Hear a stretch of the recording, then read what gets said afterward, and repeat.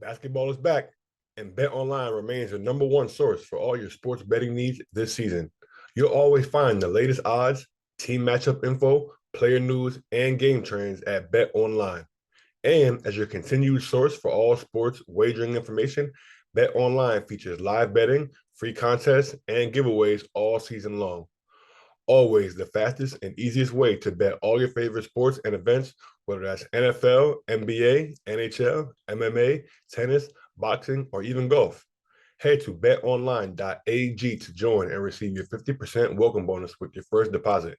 Make sure to use promo code BELIEVE, that's BLEAV, to receive your rewards. Bet online, where the game starts. All righty, guys, we are live with another episode of the What's in Your Bag podcast with Andrew Robinson. And today we are joined by a special guest, man. We've had a bunch of DMV guests on lately, so, we had to keep it going with a good friend of mine, Baltimore's finest, current Miami Heat wing, Haywood Highsmith. So, Haywood, man, thank you for joining us. Nah, thank you for having me, man. Appreciate you guys having me, for sure. No doubt, man. Before we get into the nitty-gritty, man, I definitely want to remind you guys to like this podcast, subscribe to this podcast, give us a 5-star rating. If you're listening on Spotify or YouTube or whatever, give us a good thumbs up. It definitely goes a long way to getting this podcast out to the right people that love basketball and love just all things sports. So you guys can go ahead and do that for me now. That would be amazing. But also make sure you guys are streaming my guy, Pull Up Tay's music. That was him on the intro. It's also going to be him on the outro, one of the hottest artists out of the DMV. But now that we got that out of the way, man, definitely want to get into our guest, man, because this is a special guest we have on today, guys. He's took the untraditional route to the league, from a Division II, the G League overseas, paving his way now to where he's in a situation with the Miami Heat that a lot of guys, quite frankly, just don't make it to, But before we get into that, man, I kind of just want to take it back a little bit. Obviously, like I mentioned in the intro, you're a Baltimore guy. And you ended up going to college at Wheeling Jesuit. So I wanted to, well, actually, it was Wheeling Jesuit when you were there, but it's now just Wheeling. Yeah, correct. I want to talk to you about what went into that decision, man, because obviously, looking back on it now, it's like you're a guy who obviously made the league, played high level overseas as well. And it's like, in my mind, and probably the people who are watching this podcast, are like, yo, how did this dude go Division II? You know what I'm saying? Like, so just talk me through, what brought you to Wheeling. Just kind of your high school days and just kind of what kind of got you here to this point where you are today. Yeah, so I'll start out with high school. I went to Archbishop Curley High School in Baltimore East Side, private school. We was in the MIAAB conference, so pretty solid basketball conference, but the school itself was not known for basketball. I'll say that. So I kind of went there knowing that it wasn't going to be like one of the top schools in the city in the state, whatever. But I wanted to be that guy. I wanted to be the guy on the team. I wanted to be the leader, be the person who kind of starts the culture off for that school. So went there and been on varsity all my years there. And then, once my senior year came, obviously I'm thinking about playing college basketball, trying to take the next step. And, I had a few looks from Division threes, NIAA, whatever. I don't even know what it is. I forgot. NIAA Division threes. I had some prep schools as well interested in some Division twos. And, after going on a few visits and stuff, I realized that I didn't know what I wanted to do. I didn't want to. Some of the D3s that were interested, I wasn't really trying to go there. I feel like I was better than that. I feel like I could play at a higher level. The Division twos are interested. They wasn't really interested, but they was interested. So it's kind of a back and forth thing. But once I graduated high school, I did not know where I was going to college. So kind of interesting there. And then once I graduated, I actually played AAU after I graduated high school. So I played AAU, got a few other looks from Division II schools, and I got some looks. And they said they wanted me to come on a visit. So I went to visit to two schools, Wilmington and Wheeling. Ended up choosing Wheeling, which was a great decision. And from there, I just kind of just everything just flowed into what it's supposed to be. I just kept working and got better each year I was there. Yeah. Now, when you were going through that time, kind of trying to find a school, and you ended up committing to Wheeling, did you ever foresee your career playing out how it ended up doing, where by the end of it, you were a Division II All-American, Player of the Year, and gave yourself a chance to play in the NBA. Like, was that in your vision, like at the time, or was it kind of like, all right, I'm gonna just go there and see what happens, maybe go overseas? 'Cause that's what a bunch, majority of the guys who go Division II do. It's kind of like, making it to the NBA is super super rare. So, like, what was your mindset at when you were originally making that decision to kind of go to Wheeling? Yeah, I think at first my freshman year, I was just trying to, get on the team and make sure I was getting some playing time on the team. I wasn't really thinking about professionally overseas, none of that. So when I got to college, it kind of was like a wake up for me, because we were working out at 6 a.m., 7 a.m. workouts. You got lifting, you got conditioning, you got pickup, you got, individual workouts. You got all this stuff. Which, I wasn't really used to in high school. I'm not gonna lie, I worked out, but I didn't work, I didn't work my hardest in high school at all. I definitely could have worked harder. And, maybe if I worked harder, I would have, it would have been easy for me to get to a different college or a higher level, but, everything worked out for itself. But, yeah, my freshman year, I was just trying to just make it. I wasn't really used to the wake up, the early morning workouts. And once I, got through that stage, I just started just working, just working, just working. From there, I got better each year. And once my senior year came, I was just like, I really want to take this next step, be this All American, this best Division II player in the country type stuff. But it ended up happening for me because I was working so hard, over the summer. I'd be in the gym a lot, with different trainers and different guys. And, my coach in college he pushed me a lot as well. He made me, probably the player I am today, just a worker. And from there, I didn't really think about, playing in the NBA, playing professionally. I just put my head down and work and let everything else handle itself. Yeah. So was there ever a moment during that season, like despite what you just said, like was there ever a moment, maybe during your senior year, for example, when you were killing it, where you were like, damn, like I think I could probably give this NBA thing a shot. You know what I'm saying? Like, was there ever a moment during the season, maybe where it was a game, or whether a conversation with the coach or a scout or anything, where you were like, damn, like I really might be Nah, able to make this happen? nah, for sure. I think it was like a 3 game stretch. I was scoring 30 points each game. And, I wouldn't want to say it's easy, but I was just, it wasn't easy, but it wasn't hard. I would say I was just feeling it. It was coming natural to me. I wasn't really forcing it. I was just, planning the flow of the game, planning the flow of the offense, and just, getting buckets. And, after each play, I was just looking at my teammates like, I don't. I don't know what you want me to do, but I'm just feeling it. Like I just feel good today. It was like a 3 game stretch where I scored through 30 points each. But after those 3 games, I was thinking to myself like, I wasn't thinking NBA, to be honest with you, because it's like Division II, NBA. It's tough, but I was thinking, professionally, I could do this for a long, long time. I could really make a career out of this. But yeah. Yeah. Now, I want to talk to you just about like the decision, because I feel like that's one thing that I talked to a bunch of guys about on this platform. Is like, all right, when they're coming out of college, like episode 3, we actually just dropped just now with Marquise Reed. We asked him like, yo, when you came out of college, he was the third leading scorer in the ACC behind Zion Williamson and RJ Barrett, and he got an opportunity to play summer league with the Pistons. Ultimately, lucky to go overseas because he didn't really get an opportunity in summer league. But for you, what was that thought process like when you came out of your senior year? You're the player of the year, you're a D2 All American. Um, what was that thought process in your mind? Like, all right, bet, should I do the G League and try to pursue the NBA, or should I take my talents overseas, which might be a little more guaranteed, a little more solidified for a guy coming from my position? Like, what was that thought process like for you at that time, trying to decide like which direction you were going to go? Yeah, I think this is an important question for sure for a lot of people coming out of college.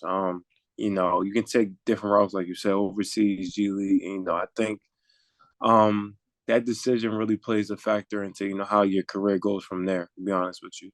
so for me, I kind of I when the season was over my senior year, I met with a few agents, see what was out there, see what was going on, and I eventually liked one agent that had what he had to say, and I eventually, signed with him and started working with him. And he felt like the best route for me. Well, he felt like it, but me and my family also agreed that the best route for me was, just try this NBA G League thing out because overseas is always going to be there. Because you're a Division II Player of the Year. A lot of teams are already interested in you overseas, but he felt like I could just try the NBA G League out for now and see how it goes from there.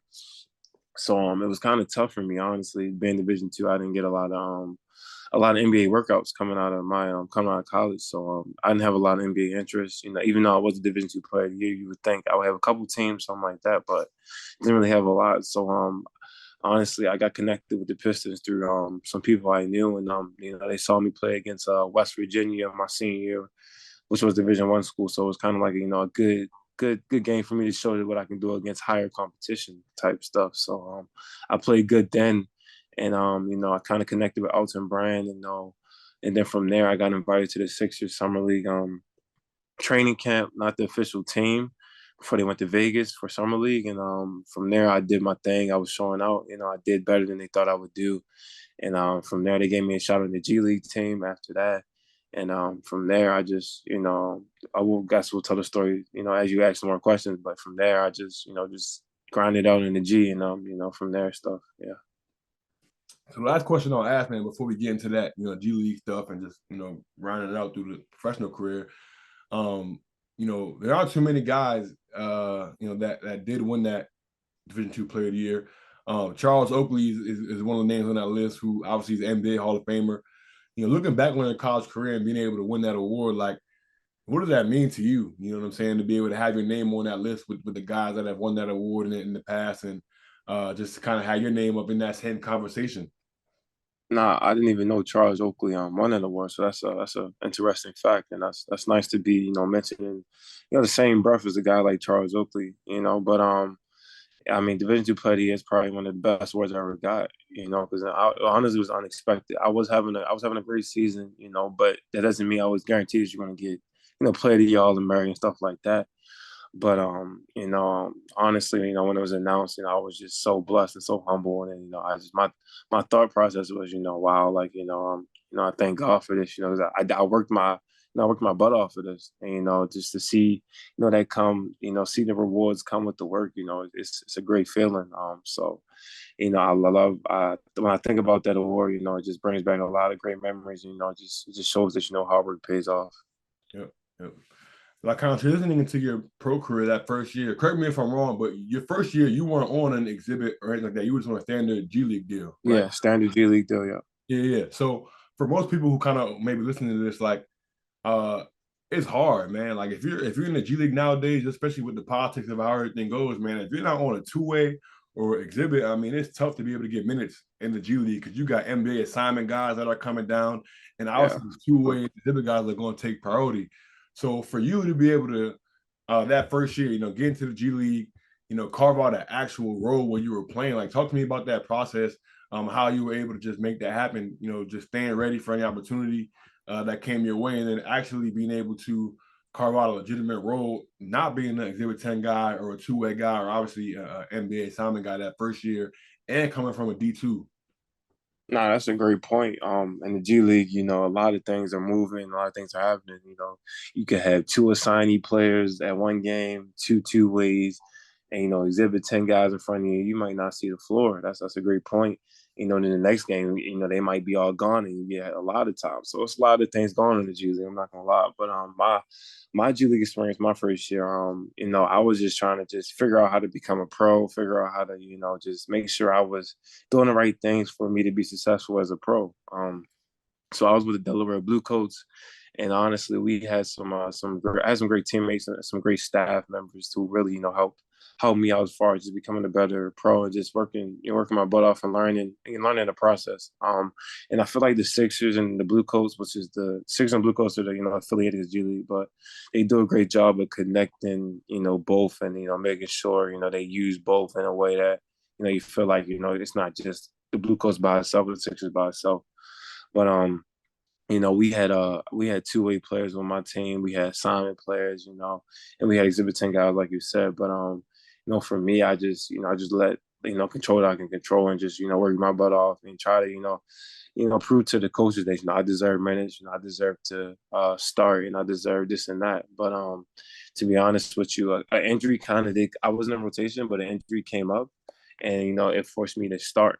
So that was was kind of it was kind of a lucky type thing. I didn't wish no injury upon nobody, but it kind of just happened.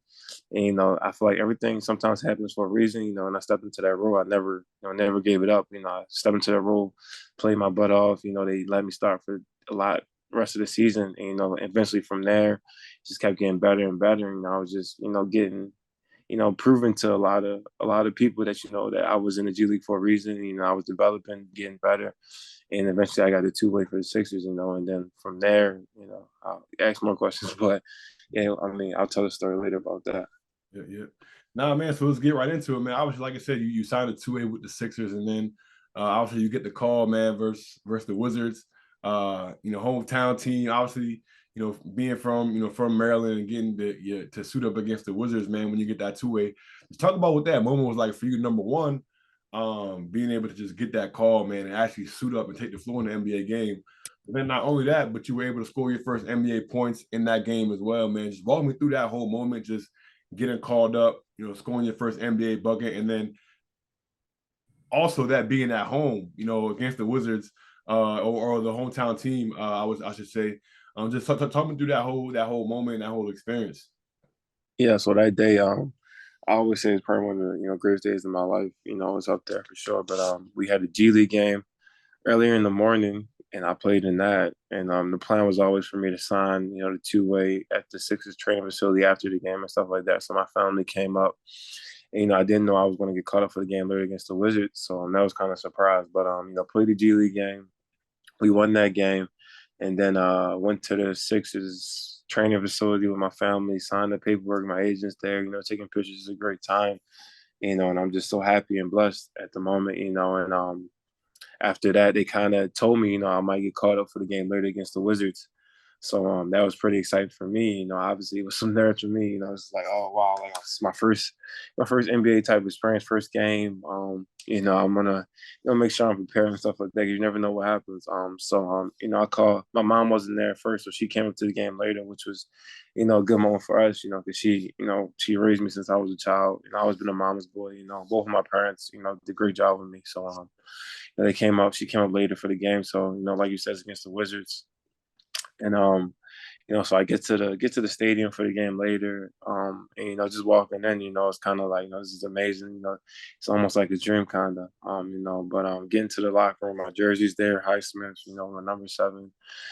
Pretty a great experience as well. Just saying that. Just saying, that is possible. And I did all this work for this, for this moment right here. And yeah, so in the game and stuff, we start blowing the Wizards out. And people a timeout happens. I think we were big on the Wizards fourth quarter. So some of the coaches told me, start stretching and stuff like that. So I started stretching, like, okay, here we go. Like, and then Brett Brown was coach at the time, puts me in the game. They call floppy. Floppy action is basically, two pin downs, two shooters coming off and stuff like that. So do the floppy action. I come down to pin down. Point guard passes me the ball for the 3, and obviously me being, the shooter, I consider myself kind of a shooter as I am. I see the open shot, I take it, and it goes in. And my first shot, honestly. So it was pretty great experience for me overall. My family's there, they're going crazy. I hit my first shot. Teammates are going crazy, my first NBA point. And just a beautiful moment. And, like I said, I always remember that day, because it's one of the greatest days of my life for sure. Just scoring my first NBA point, having my family there, signing that two-way, accomplishing, something that everybody, kind of wanted as a kid, being in the NBA, having that experience. And, just a great, great day overall. And, at the end of the day, I hugged my mom, and, she just started crying, and it's a great moment. But, it just shows you that anything is possible, and anything that you want to do, you can do in this life.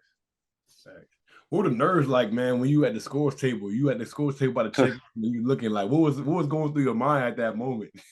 Nah, to be honest with you, I was this is I'm from Division 2. I've been playing in small gyms, not too many big gyms, and I'm playing in Wells Fargo Center, one of the loudest, craziest arenas in the NBA, to be honest with you, if you haven't been there. But yeah, I was definitely nervous, man. To be honest with you, before they called the floppy, they called something else, and I got the ball, and I almost turned it over, but I didn't turn it over. But once I got in there and just started getting up and down, it was, it's just basketball at the end of the day, just a whole bunch of people watching. So the nerves kind of went away after that.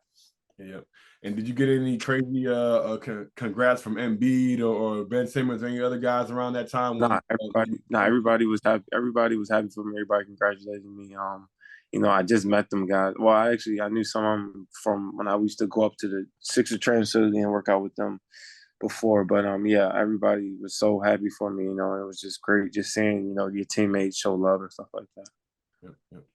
Definitely a crazy moment, man. We'll get back to the NBA stuff in a little bit, but I kind of want to transition because, after that, you did obviously go back to the G League, but then you took a stint overseas. Played in Germany, for a season, and then the next year you signed a deal with Vanoli Cremona in Italy, and Mm-hmm.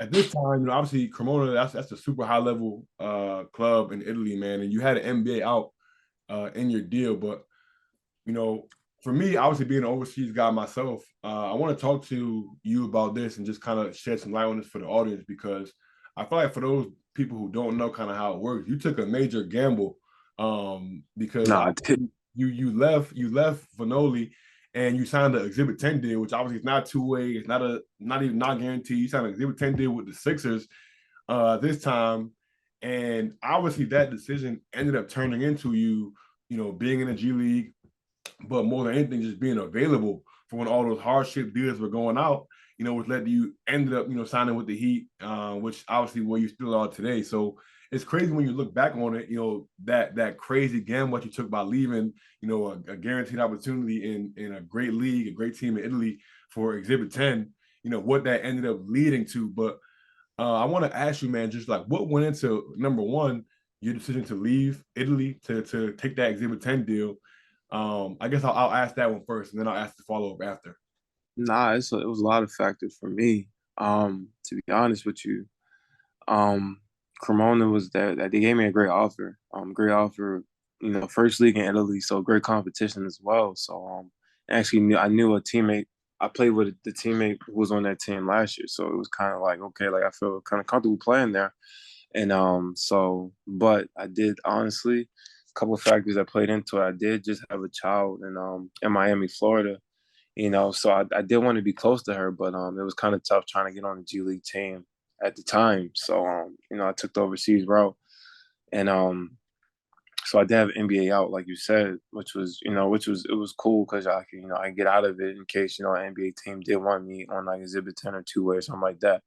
But the reason why I decided to take to be honest with you, the money that I was making in Cremona was so much more money that I would have made if when I did sign that Exhibit 10 in the G League. Because even with the Exhibit 10 plus the G League salary it was less than the Cremona deal. So basically what I was doing in a sense was betting on myself. So the reason why I took that gamble is because one, I wanted to be closer to my child. Being overseas, it's tough. Your different time zones. Don't get to see them a lot. FaceTime is only so much. So I knew if I once I took that deal with the Blue Coast for Exhibit 10, I would at least be in the same country. I could fly her in to see me. I could fly over there to see her during Christmas and stuff like that. So I wanted to be closer to her. And two, like I said, I bet on myself. I felt like, I had enough in me to get back to the NBA, and, get that call up and get another team interested in me. And it ended up working out for itself. Like you said, got the 10 days with the Miami Heat.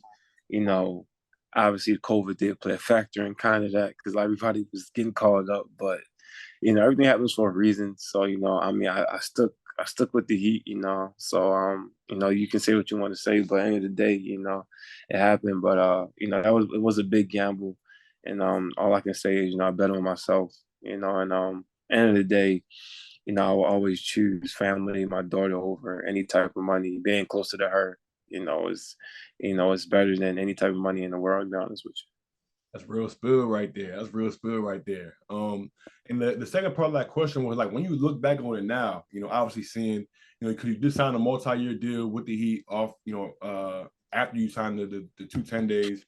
And obviously it's like when you look back on it, you couldn't really foresee all those 10 days being given out with the hardship deal and stuff like that, man. So it's like when you look back on it, it's kind of like, dang, y'all can't believe that really worked out like that. You know what I'm saying? But Nah, it's crazy because my daughter lives in Miami, and the Miami Heat came me 10 days, so it was just it's perfect. But yeah, I can't believe it worked out like that. Yeah, you're right. You're right. it's crazy. Um, I guess my next question would be, man, like, what advice would you give to another Division II player that's coming out, in your shoes? Because I feel like you've done it at, every level. You did play overseas. You did do the G League route. You know what I'm saying? You made it to the league now. Like, so you've kind of seen every aspect, of kind of how to make it. Even this year, doing the summer league thing, man. So I feel like now in today's age, man, there's so much more access for D2 guys. Whether it's, I see Swiss Culture is doing, spotlights on some guys that are underrated and things like that. And social media, you can kind of see and find out all type of under the radar guys. You guys on the Heat, actually, Max Strus, obviously he ended up transferring, but he started out at Division II. You know what I'm saying? And ended up Yeah. in the league. So for you, like, what advice would you give to another guy who's coming up in your shoes that maybe has an NBA dream on how to make it to where you are?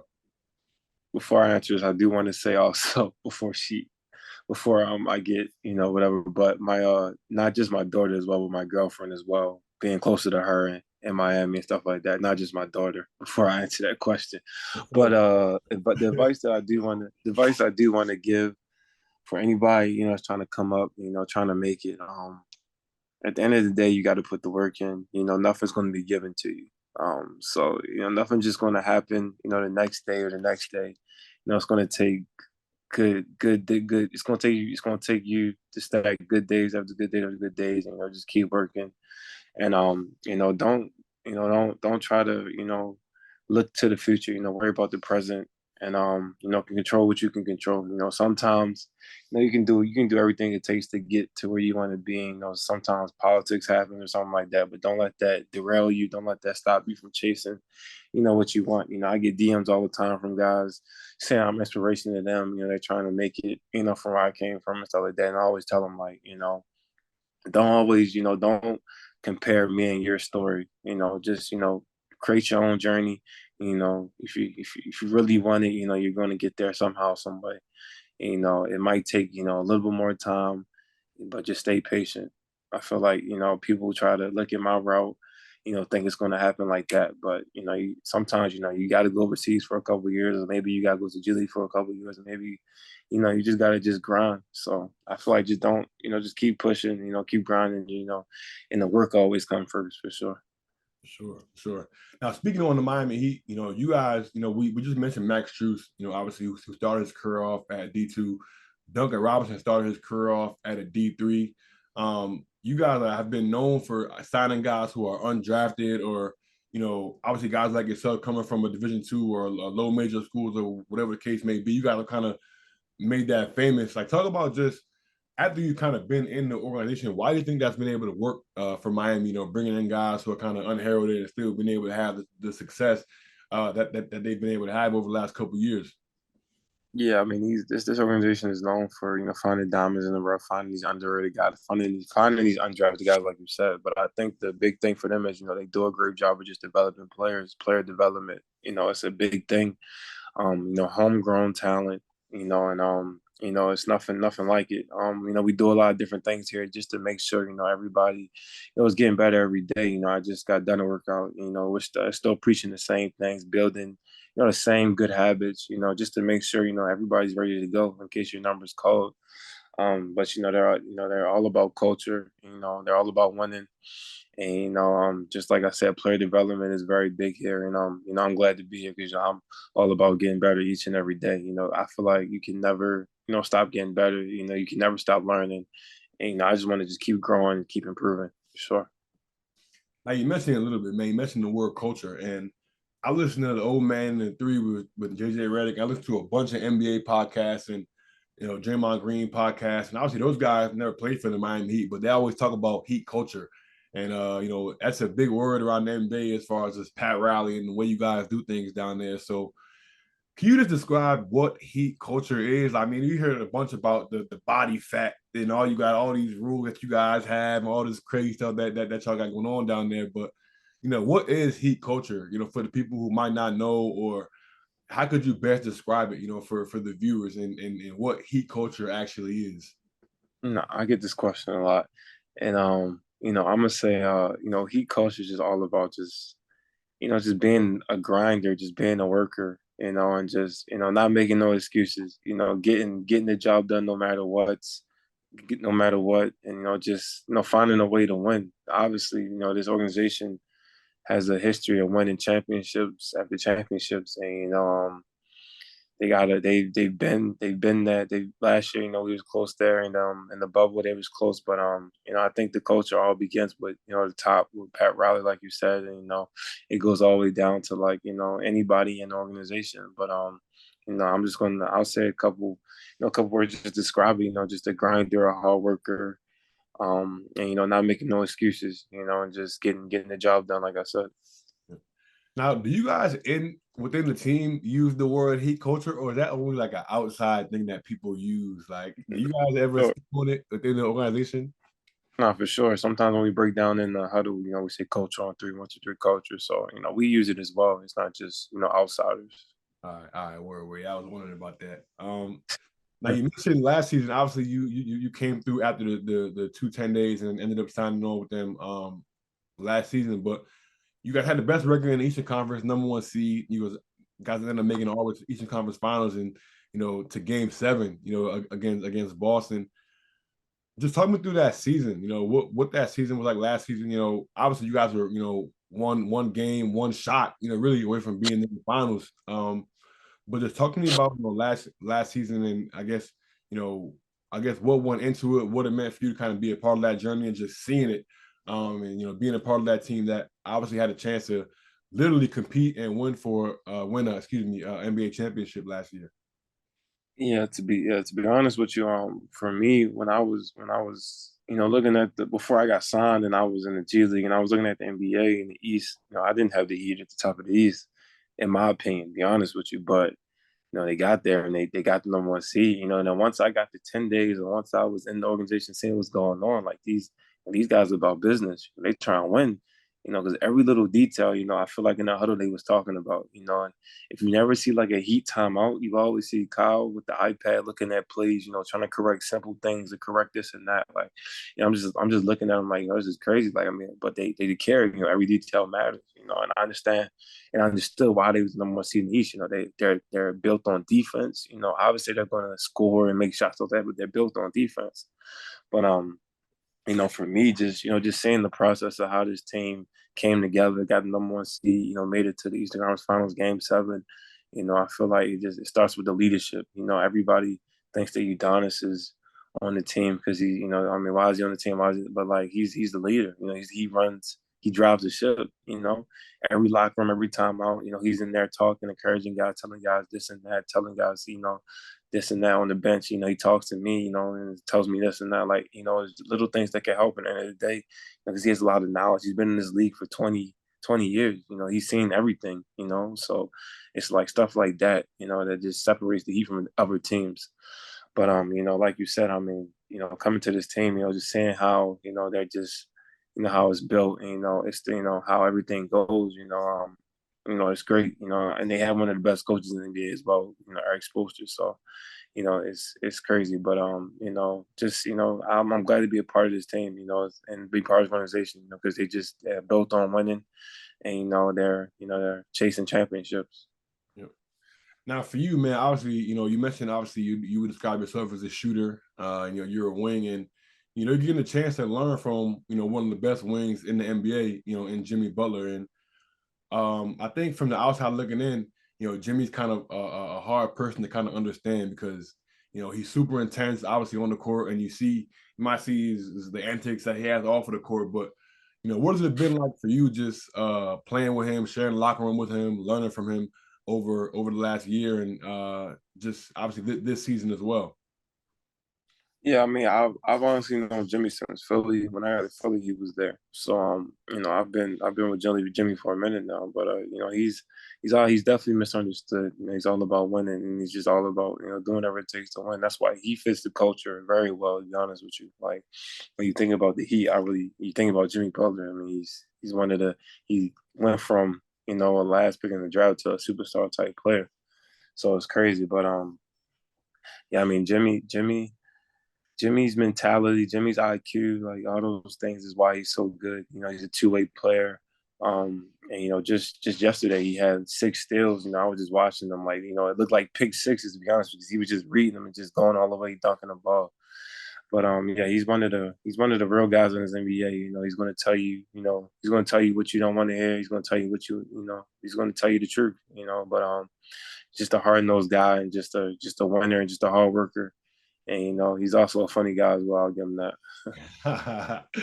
For sure. Well, I mean, what are some of your favorite stories with Jimmy, man? Was a funny story or most Mm. memorable story with Jimmy? Would you say? Sometimes with Jimmy, since me and him go way back, he doesn't always shake my hand. When I'm trying to like dap him up, sometimes he plays around and be like, "I don't like you. I'm not shaking your hand," but he's playing around most of the time. But yeah, I mean, he's cool. We play spades on the plane sometimes too. So I'm still trying to figure out how to beat him and Kyle. But they have something going on. But we'll get there eventually. Yeah, for sure, for sure. Obviously, playing for the Heat, like you mentioned, you can't be on that team if you don't play defense. And last season you had the opportunity to play alongside PJ Tucker, who won a championship with the Bucks, who's one of the best defenders in the league. Kyle Lowry's obviously a guy who was known for playing defense and taking charges. We mentioned Jimmy Butler already, but what would you say is, I guess, one of the main things that you've learned from those guys, or even a guy like UD, who's one of the prototypical role players throughout his career, and doing little things and stuff like that. If you could choose one thing or a couple of things that I guess you learned from those guys that you would say really stuck out to you, what would it be? Uh, it's a good question. I think with PJ, it's just the way that he plays with some tenacity. Like I feel like his defense. People sometimes say he's not a good defender, but he's actually a very good defender. And he uses. He's physical on defense, uses his body in the right way, and he guards guys, and tries to make them comfortable, and try to make them things that they want to do. I think I just learned PJ just, always just keep playing hard and just play physical on defense. I think a couple other things I always learn is definitely just every play matters and never take plays off and just keep pushing. The fact that Kyle is taking charges and he's I don't even know he's a vet player, but he's in like his late in his career, is crazy. But these guys are just workers and they just want to win. I think the big thing with them is just always just learning from them and just understanding what they're trying to do, and they even though they have championships already, like you said, they're still trying to chase another one. So they just want to win. Now, for you, obviously, this is kind of your first time in your career that you've entered a season like in the NBA fully. Don't have to worry about going overseas or going in the G League. Like for you, what was your mindset going into this season? Obviously, like you mentioned, like right now, you aren't playing a bunch of minutes and stuff like that. But like, what is your mindset right now? What are your goals for this season and kind of entering this year where it's like, all right, you don't have to worry about, I guess scratching and clawing to, fight through the G League or worry about being overseas. Now like I said, you entered this year, even in summer league. I watched you play in summer league and you had the ball in hands a lot more. Were able to develop and kind of lead that summer league roster this summer. So now coming into your first, I guess, full NBA season, just what's your mindset coming into this year, and what are some goals that you have for yourself this season? Yeah, my mindset was just coming here, a better player, more in the best condition I can be in.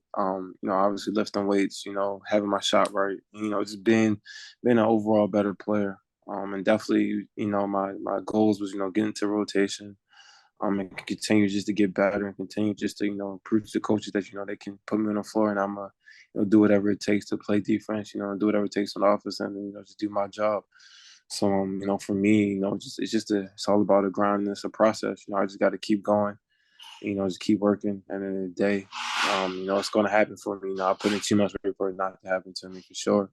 But it's all about timing, and I understand that. So, I'm still a young player. So, I can't let, me right now not playing a lot, derail me or upset me. Just got to just keep, stay in it. Just keep, encouraging my teammates, when I'm not playing. And then when I do start playing, do what I got to do to, stay on the floor. Yep. Now, switching gears a little bit, man. Obviously, hearing what's in your bag, we like to talk about, what's in your bag off the court as well. And you have a personal brand, that you started up recently. And I want to give you the opportunity just to kind of talk about that, the clothing line that you have and kind of just your brand that you developed off the court. And just kind of tell the people kind of what that means to you. Nah, for sure. So I started this.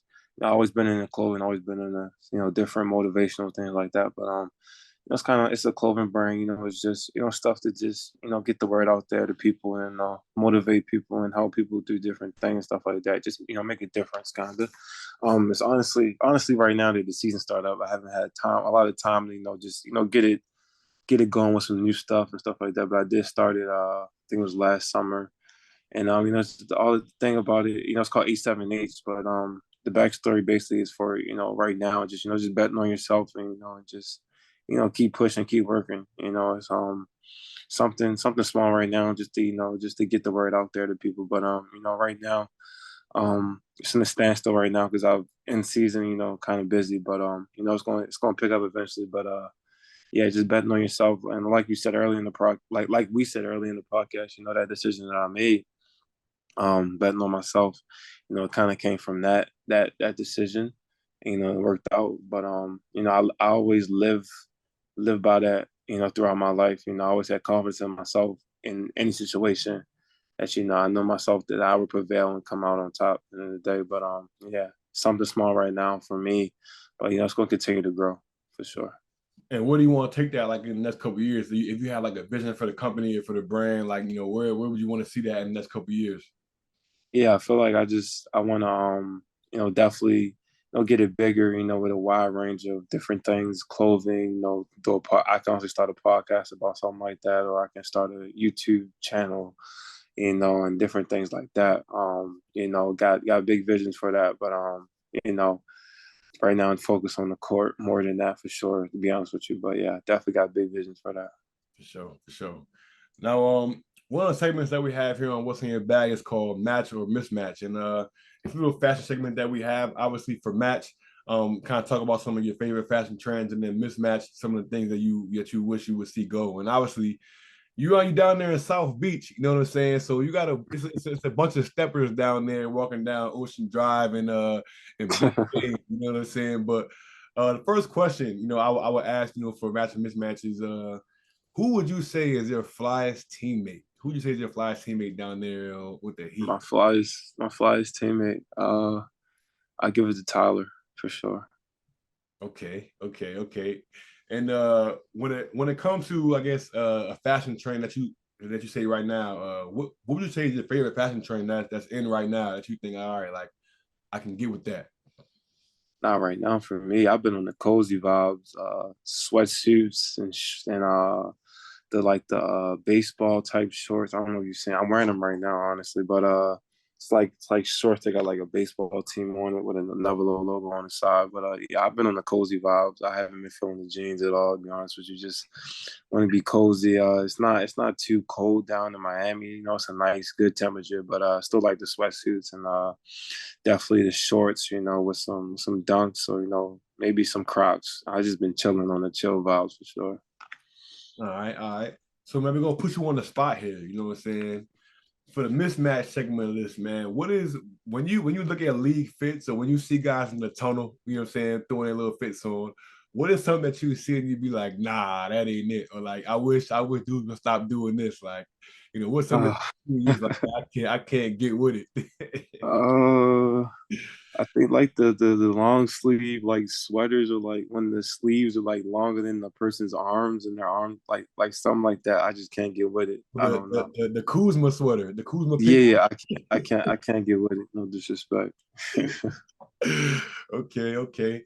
So if you had to put on a fit like you know what I'm saying pregame, like what's your go-to pregame fit when you come through the tunnel? If you had to kind of put on like with your go-to joint. uh, it'll probably be like I said, either a sweatsuit like lately I've been rocking the Eric Man's whatever his name is sweatsuits, and then or like a gallery shirt and some shorts and some Crocs or some Dunks or something like that. So nothing too crazy, just something just to just show that I got style, but I'm not, trying too hard. Little cozy vibe. You feel me? Okay, okay. How would you describe Jimmy Butler's style? Jimmy Butler style is Jimmy Butler style. He does what he wants, wears what he wants. So like I respect him because he does what he wants and wears what he wants, and the day he doesn't care. He doesn't care who you are or what you think. How do you feel about the dreads when you see him come through with the full locks in his head, man? What was your opinion on this? And I'll be honest with you, I wasn't surprised Jimmy did something like that. I mean, he basically was trolling the whole NBA because all his pictures now have dreads in them, and right now he has braids. He doesn't have dreads no more. So it's a joke, kind of. It's What's funny. the troll though? Like, what's can we get the backstory? Because I didn't understand like what he was going for with that. Nah, I guess he just wanted all his pictures to have dreads, and like all his pregame, like his NBA, like media day, all his pictures have dreads now, and he doesn't have them no more. So it's just kind of it's funny. He doesn't. He cut all his facial hair off too, so it's kind of. Okay, okay, I got you. I got you. All right, last question, man. Who are your top five? If you had to name top five Flyers dudes like in the league, or maybe top five favorite dudes that you think like you like what they're doing as far as their swag and their style. Mm, I would say Shea Gilgeous-Alexander for sure. Um, I like what Jason Tatum's been wearing as well. Tyler. Uh, I need two more. Let me think. Uh, I like what trying to think. I don't really be looking at league fix no more like that.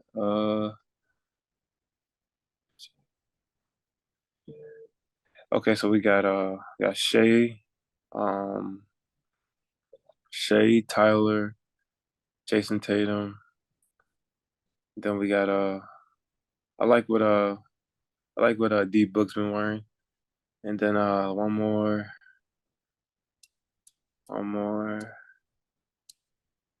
I like Ja's like Ja cozy fits me. So I like Ja. He's wearing the sweatsuits, the Nike sweatsuit. So I like that. All right, cozy vibes, cozy vibes. We respect it, man. Yep. We respect it, man. Yep.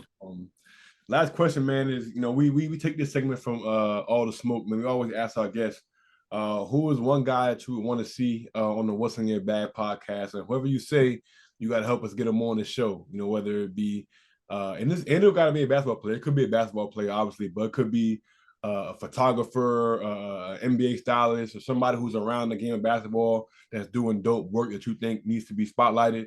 Anything under that realm, man. We would appreciate your recommendations.